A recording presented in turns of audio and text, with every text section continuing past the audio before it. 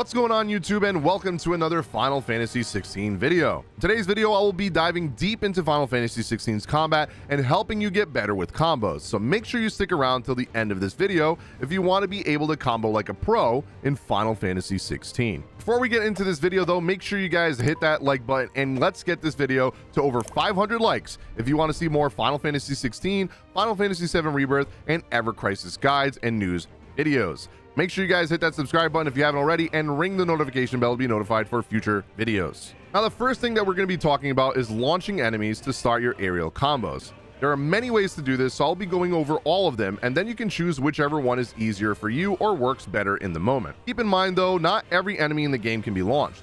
Most, if not all bosses so far that I've seen, cannot be launched, and some of the bigger elite mobs or area bosses cannot be launched as well. One of the best and easiest ways to launch enemies with no cost of using any kind of icon abilities or any kind of cooldown is using Aerial Burning Blade, which can be used at any time by holding down the attack button and doing a small jump while releasing your attack to do a massive fire slash that sends the enemy into the air. Another way for you to do this is by using your magic charged burst by holding down the magic button and then letting go while attacking an enemy already down on the ground to launch them into the air. This can also be used to extend the combo and launch them even higher during an ongoing aerial combo. Another way to launch enemies without worrying about cooldown is by using Torgal's Ravage ability, which can be used to launch them into the air. And one thing that the game doesn't tell you is that you can make this move even stronger with Torgal if you use Sick or Ravage immediately after using a burst combo with Clive. You'll know if you did it correctly if you see Torgal glowing red, or if you see the Precision Ravage or Precision Sick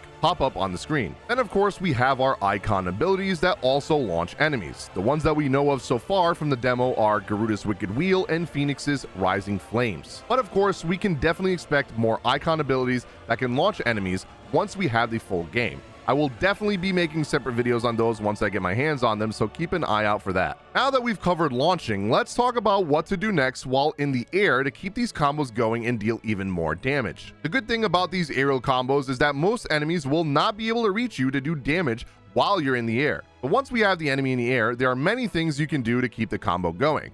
The best way, in my opinion, is by unlocking and using the Stomp ability, which allows you to jump on an enemy while in the air to keep you suspended for even longer. After using Stomp, what I like to do is get my magic charge ready while also doing a basic sword combo to keep them in the air, and then unleash my magic charge to launch myself and the enemy even higher. Another way that you can do this, if this is too hard for you to do at first, is by using Garuda's Wicked Wheel to suspend you even further up in the air and keep the combo going. Another move that you can do while in the air to keep the combo going even further is by using a precision dodge in the air, which kind of resets your air time, because the longer that you're in the air, the faster that you'll fall down. Also, keep in mind that you can use the Stomp ability 2 times while in the air. The best way to do the most damage at the end of an aerial combo like this is by finishing with using Downward Thrust, which deals even more damage the higher you are in the air. The same can be also said about Titan's Upheaval ability, that also does more damage the higher you are in the air. But if this ability is on cooldown from having already used it before, then you can just use Downward Thrust, which still does a decent amount of damage, but nowhere near as much as Titan's Upheaval ability does. So just keep that in mind. Since you cannot launch bosses so far from what we've seen, I will show you guys what a basic icon combo looks like to deal a massive amount of damage to bosses. You want to try and save your icon abilities for when the boss is staggered, because when the boss is staggered, you deal even more damage. Now, the stagger gauge has a multiplier that will allow you to deal even more damage. And the way to build this multiplier even higher very quickly is not by doing a massive amount of damage, but to do moves that deal a lot of hits in very quick succession. One of the moves that are great for this is Garuda's Gouge ability, which hits the enemy close to 20 times very quickly. So you want to make sure that you save your strongest abilities towards the end of the combo. Titan's abilities like Upheaval and Wind Up are the best and strongest, in my opinion, single target damage dealing abilities so far that we've seen from the demo.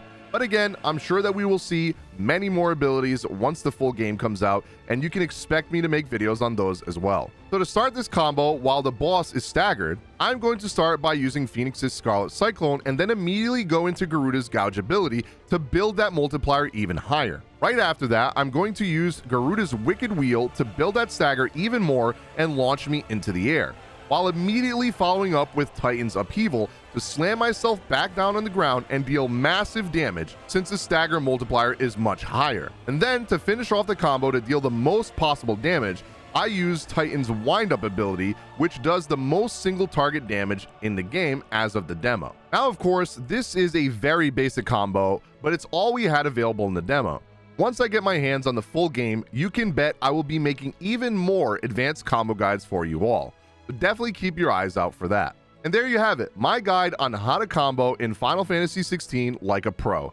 If this video helped you guys out, make sure you hit that like button as it helps me out a lot. Subscribe if you have not already, and ring the notification bell to be notified for future guides and videos on Final Fantasy XVI, Final Fantasy VII Rebirth, and Ever Crisis. Let me know in the comments down below if you're having any trouble with any of this, and let me know if you have any other questions pertaining to combat as well. Thank you all so much for watching, and I'll see you guys on the next video.